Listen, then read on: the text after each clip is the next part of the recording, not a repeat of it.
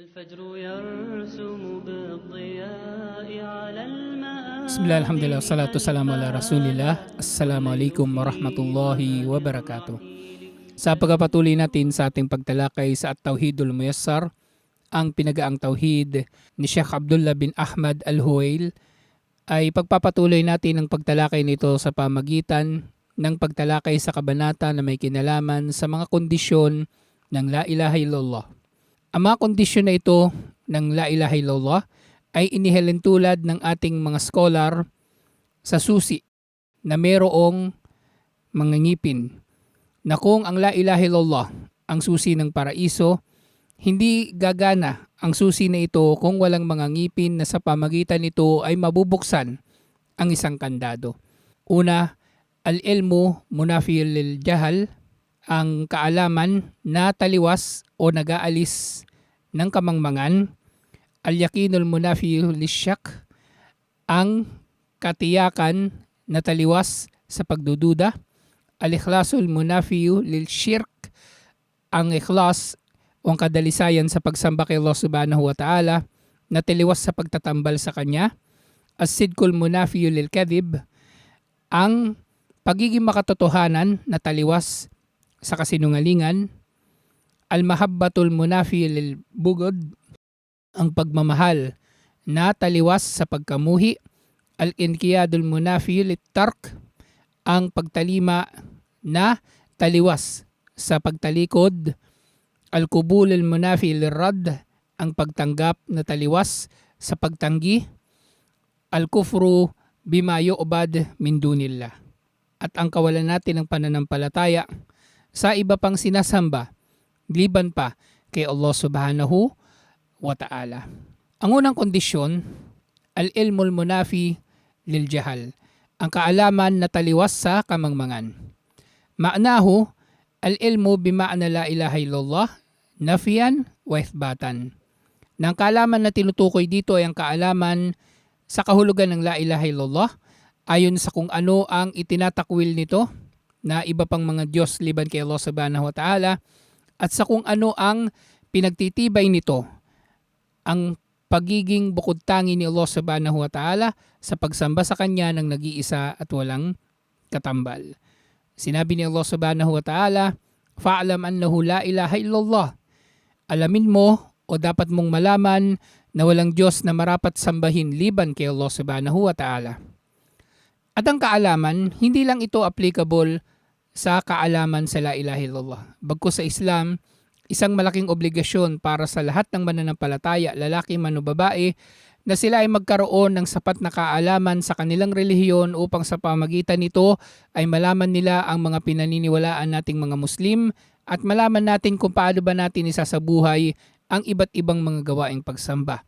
Kung ano ang halal, kung ano ang haram, at iba't iba pang mahalagang kaalaman sa ating relihiyon. Ang pangalawang kondisyon, al-yakinul munafi lisyak, ang katiyakan na taliwas sa pagdududa. Ay yakuna qailuha ala yakinin tam, na marapat para sa nagsasabi ng la ilaha illallah na siya ay mayroong ganap na katiyakan sa la ilaha illallah. Bi anna Allah huwal ma'budu al-haq, na si Allah subhanahu wa ta'ala siya lamang ang karapat dapat na sambahin.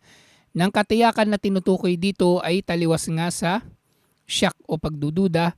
Sinabi ni Allah subhanahu wa ta'ala, innamal mu'minuna alladhina amanu billahi wa rasulihi thumma lam yartabu wa jahadu bi amwalihim wa anfusihim fi sabilillah.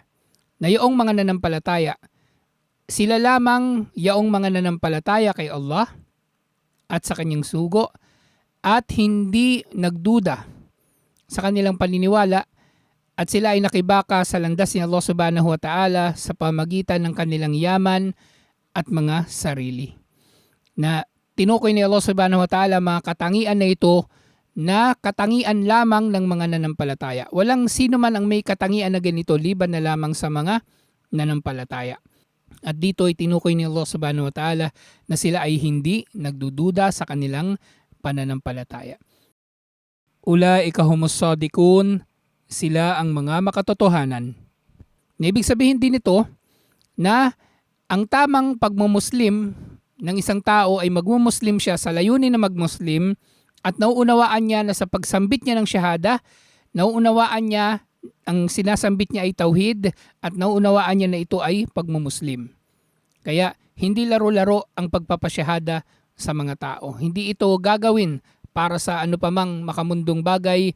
Ang shahada o ang pagsaksi sa kaisahan ni Allah subhanahu wa ta'ala ay upang pumasok ang tao sa Islam at wala ng iba. At dapat gagawin niya ito ng walang pagdududa. Pangatlo sa mga kondisyon, al-ikhlasul munafi lishirk. Ang kadalisayan sa pagsamba kay Allah subhanahu wa ta'ala na taliwas sa pagtatambal kay Allah subhanahu wa ta'ala. An yukhlisa jami'al ibadat lillah. Ang tao ay marapat na maglaan ng dali sa inapagsamba kay Allah subhanahu wa ta'ala lamang. Nang lahat ng kanyang pagsamba ay para kay Allah subhanahu wa ta'ala lamang, wahdahu wala tusraf minha shay'an ligayrillah. Kay Allah subhanahu wa ta'ala lamang ito itutuon at hindi maari na itutuon natin ang anumang gawaing pagsamba, malaki man o maliit sa iba pa, liban kay Allah subhanahu wa ta'ala. Kaya nga kahit mga pagsamba na nalilingid na maaring nasa puso lamang natin katulad ng pagmamahal, katulad ng pananalig, hindi natin ito itutuon sa iba pa, liban pa kay Allah subhanahu wa ta'ala. Nang ibig sabihin dito, kung tayo man ay mayroong mamahalin, kung tayo ay mananalig sa sino man, mananalig tayo higit sa lahat kay Allah subhanahu wa ta'ala at magmamahal kay Allah subhanahu wa ta'ala higit sa lahat kaysa sa ating mga sarili. Kung tayo ay mananalig kay Allah subhanahu wa ta'ala, dapat ito ay pananalig na mas matindi pa sa pananalig natin sa ating kapwa-tao dahil normal na tayo ay magmamahal o mananalig sa ating kapwa-tao. Hihingi tayo ng tulong sa ating kapwa-tao. Subalit, ang pinakamarapat na mahalin, panaligan at hingan ng tulong ay si Allah subhanahu wa ta'ala. Gayon din ang takot at iba't iba pang mga damdamin na para kay Allah subhanahu wa ta'ala. Sinabi ni Allah subhanahu wa ta'ala, وَمَا أُمِرُوا إِلَّا لِيَعْبُدُوا اللَّهَ مُخْلِصِينَ لَهُ الدِّينَ حُنَفَاءَ, na hindi raw pinagutusan ng mga tao liban na lamang na sila ay sumamba kay Allah subhanahu wa ta'ala ng nag-iisa at walang katambal at maging matatapat sa kanyang relihiyon. Ang pangapat na kondisyon, as-sidqul munafi lil kadhib, ang pagiging makatotohanan na taliwas sa pagsisinungaling, an taqula kalimat at-tauhid wa anta sadikun fi dhalika yutabiku kalbaka lisanak. Ang katotohanan na tinutukoy dito na taliwas sa kasinungalingan ay ang sabihin mo ang kalimat at-tauhid, ang shahada, ang pagsaksi na walang Diyos na marapat sambahin liban kay Allah subhanahu wa ta'ala, na ikaw ay makatotohanan, na hindi ka nagsisinungaling, hindi ka nagpapanggap, hindi ka pinilit, hindi ka nilinlang sa pagsasabi ng shahada na ito, at ang iyong puso ay sumusunod sa iyong dila. Ibig sabihin kung anong sinabi ng iyong dila, ito ay marapat na nanggaling sa puso at hindi ito sinasabi ng dila lang. So muli, may kinalaman ito sa pagsasyahada ng tao na ito ay marapat na ginagawa sa layunin na pumasok sa Islam at sa katotohanan na siya nga ay nananampalataya kay Allah subhanahu wa ta'ala, hindi para ipamukha lang sa sponsor ninyo, sa Islamic Center na may nagsyahada sa inyong da'wa o ano pa mang uri ng panlilinlang o mga modus na laganap sa panahon natin ngayon sa iba't ibang mga da'wa na nagaganap. Sinabi ni Allah subhanahu wa ta'ala, Alif Lam Mim, ahasiban nasu ayutraku ay yaqulu amanna wa hum la yuftanun. Sinabi ni Allah subhanahu wa ta'ala, Alif Lam Mim, inakala ba ng mga tao na iiwan na lamang sila kapag sinabi nila na sila ay nanampalataya at hindi na sila susubukan?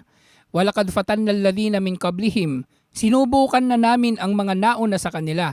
Falaya'lamanna Allahu alladhina sadaqu wa laya'lamanna al-kadhibin.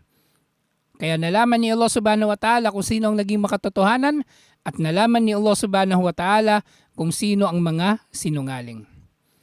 Panglima sa mga kondisyon, al-mahabbatul munafiya lil bugd, ang pagmamahal na taliwas sa pagkamuhi, an taqula hadihil kalima wa anta tuhibbullah wa rasulah.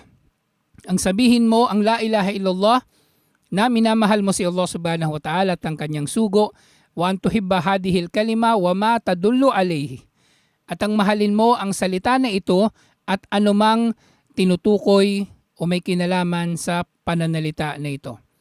Ang sinabi ni Allah subhanahu wa ta'ala, وَمِنَ النَّاسِ مَن يَتَّخِذُ مِن دُونِ اللَّهِ أَندَادًا يُحِبُّونَهُمْ كَحُبِّ اللَّهِ. Na meron daw mga tao na nagtuturing sa iba pa liban kay Allah subhanahu wa ta'ala bilang mga kapantay o katambal ni Allah subhanahu wa ta'ala, na minamahal nila mga ito katulad ng pagmamahal nila kay Allah subhanahu wa ta'ala. وَالَّذِينَ آمَنُوا أَشَدُّ حُبًّا لِلَّهِ. Pero ang mga nanampalataya, mas minamahal nila si Allah subhanahu wa ta'ala kaysa sa anumang bagay. So mga hindi nanampalataya, minamahal nila ang iba pa liban kay Allah subhanahu wa ta'ala ng higit ng pagmamahal kay Allah subhanahu wa ta'ala kung tutuusin. O kaya ay tulad ng pagmamahal nila kay Allah, pero marapat palang pagmamahal ay ang mahalin mo si Allah subhanahu wa ta'ala ng mahigit pa sa pagmamahal mo sa ano pa mang bagay kahit sa iyong sarili. Ika-6, al-inqiyadul munafi lit-tark. Ang pagtalima na taliwas sa pagtalikod. An ta'budallaha wahdahu wa tunkadu li syariatihi. Na ang sambahin mo si Allah subhanahu wa ta'ala ng nag-iisa at walang katambal, at ikaw ay tumalima o magpasailalim, magpasakop sa kanyang pagsasabatas, wa tu'minu biha, at ang manampalataya ka sa kahulugan ng la ilaha illallah wa ta'taqid annahal haqq, at ang maniwala ka na ang la ilaha illallah ang siyang katotohanan. Sinabi ni Allah subhanahu wa ta'ala, wa anibu ila rabbikum wa aslimu lah. Magbalik loob kayo kay Allah subhanahu wa ta'ala, ang inyong Panginoon, at tumalima kayo, sumuko kayo sa Kanya. Ang sumunod na kondisyon, al-kubulul munafi lirad. Ang pagtanggap na taliwas sa pagtakwil o pagtanggi. An takbalu hadihil kalima wa takbalu ma dallat alayhi min al-ikhlas al-ibadati lillah wa tarku ibadati ma sawa. Ibig sabihin daw nito, ang tanggapin mo ang la ilaha illallah at tanggapin mo ang anumang may kinalaman dito, kasama na rito yung pagiging dalisay sa pagsamba kay Allah subhanahu wa ta'ala ng nag-iisa at walang katambal, at ang pag-iwan mo sa pagsamba sa iba paliban sa Kanya. Sinabi ni Allah subhanahu wa ta'ala, innahum kanu idha qila lahum la ilaha illallahu yastakbirun. Ng mga hindi nanampalataya, kapag sinabihan daw sila na walang Diyos na marapat sambahin liban kay Allah subhanahu wa ta'ala, sila ay nagmamalaki. Wa yaquluna a inna latariku alihatina li syairin majnun. At sinasabi nila, iiwan ba namin ang aming mga Diyos-Diyosan, ang aming mga Diyos, dahil lamang sa sinasabi ng isang makatang baliw? So sila ay tumatanggi sa tauhid at tumatanggap sa shirk. At ang mga mananampalataya ay baligtad dito. Tinatanggap natin ang tauhid at tinatanggi natin ang shirk.